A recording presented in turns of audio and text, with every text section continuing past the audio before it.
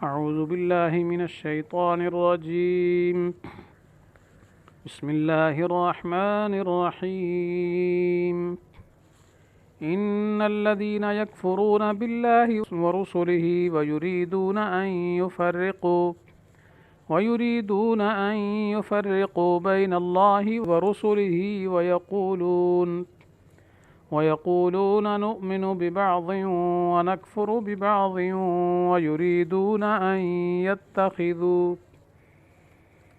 ويريدون أن يتخذوا بين ذلك سبيلا أولئك هم الكافرون حقا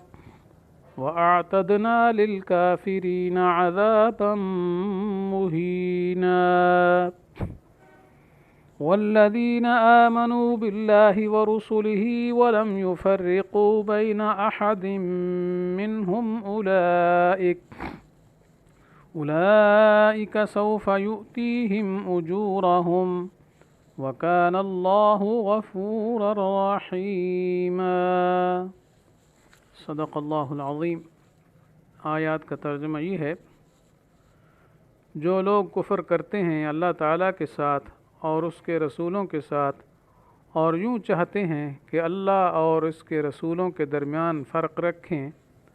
اور کہتے ہیں کہ ہم بعضوں پر تو ایمان لاتے ہیں اور بعضوں کے منکر ہیں،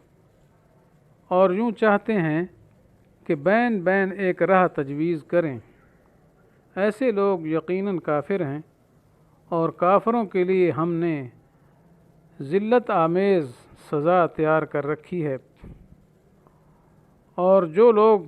اللہ تعالیٰ پر یقین رکھتے ہیں اور اس کے ساتھ ایمان رکھتے ہیں اور اس کے سب رسولوں پر بھی، اور ان میں سے کسی میں فرق نہیں کرتے، ان لوگوں کو اللہ تعالیٰ ضرور ان کے ثواب دیں گے، اور اللہ تعالیٰ بڑے مغفرت والے، بڑی رحمت والے ہیں.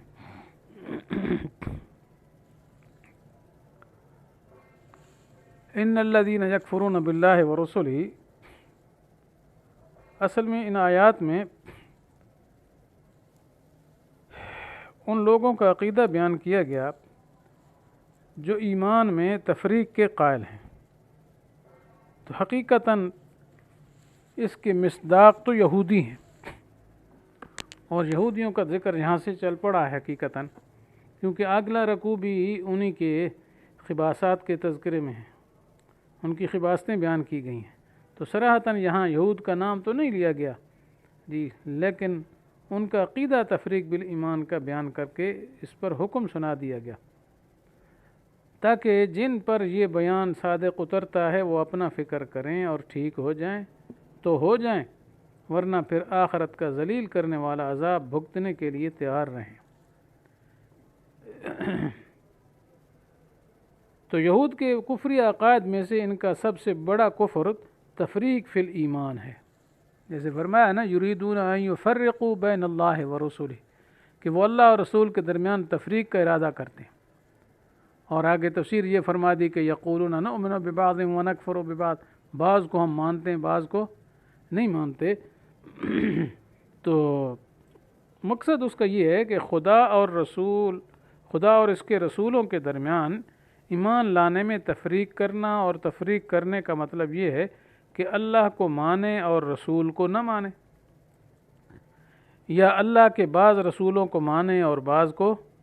نہ مانے. تو یہی طریقہ تھا یہودیوں کا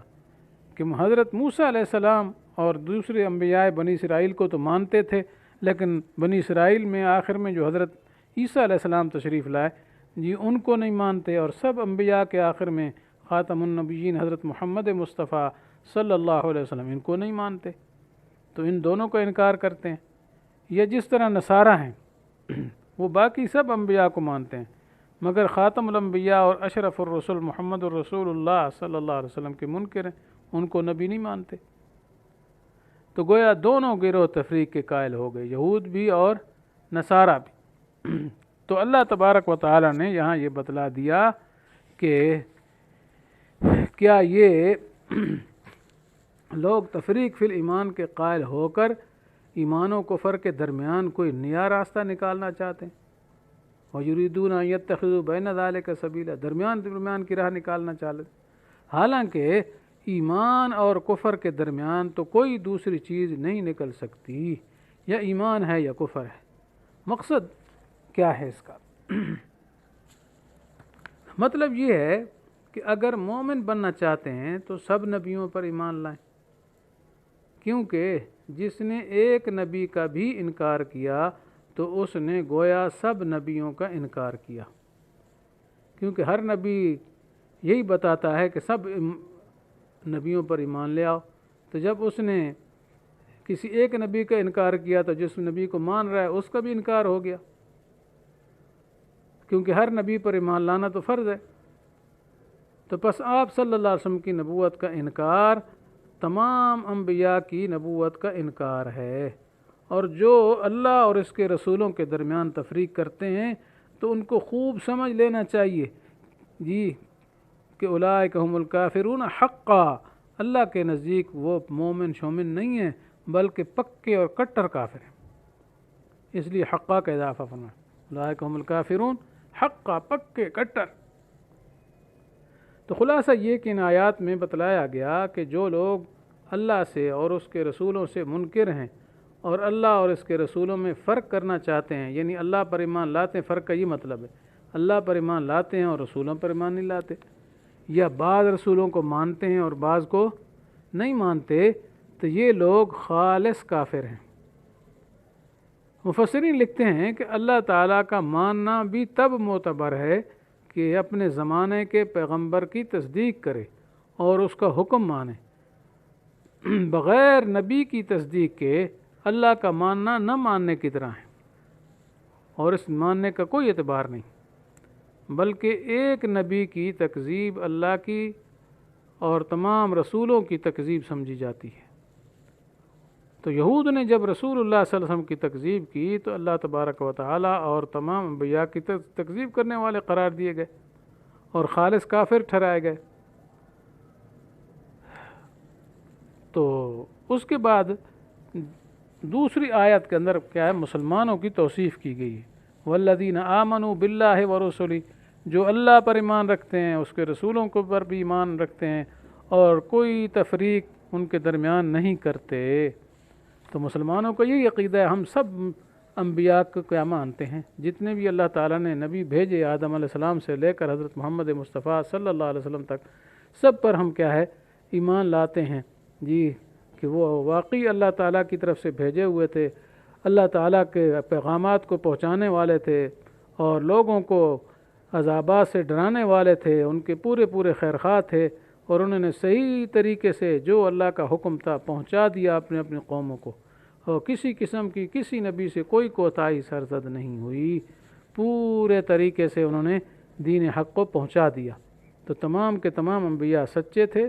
صحیح تھے اور واقعی اللہ کے نبی تھے۔ تو اس وجہ سے یہ اہل اسلام ہی ہیں جو رسول اللہ صلی اللہ علیہ وسلم پر ایمان لائے، اور ساتھ ہی تمام انبیاء علیہ الصلوۃ والسلام پر، اور اس قرآنی بشارت کے بھی مصداق ہوئے، کیونکہ اللہ تعالیٰ فرما رہے ہیں اولئک سوف یؤتیہم اجورہم، جی کہ ایسے لوگوں کو ضرور اللہ تعالیٰ کیا ہے ان کے ثواب عطا کریں گے جی۔ تو معلوم ہوا کہ مصداق مسلمان ہی بنتے ہیں، ٹھیک ہے، جس کا وعدہ بیان یہاں کیا جا رہا ہے، تو کوئی اللہ تعالیٰ ان کو ضرور اجر و ثواب عطا فرمائے گا، اور آگے فرمایا وکان اللہ غفور الرحیم، اللہ تعالیٰ بڑے بخشنے والے ہیں، رحم کرنے والے ہیں۔ تو اللہ تعالیٰ سے دعا ہے کہ اللہ تعالیٰ ہمیں کامل اور اسلام صادق نصیب فرمائے، اور ہم کو اپنے نبی صلی اللہ علیہ وسلم کا پکا اور سچا امتی ہونا نصیب فرمائے، اور تمام عقائد اور اعمال شریعت مطہرہ کے مطابق ہوں۔ آمین، وآخر دعوانا ان الحمد للہ رب العالمین۔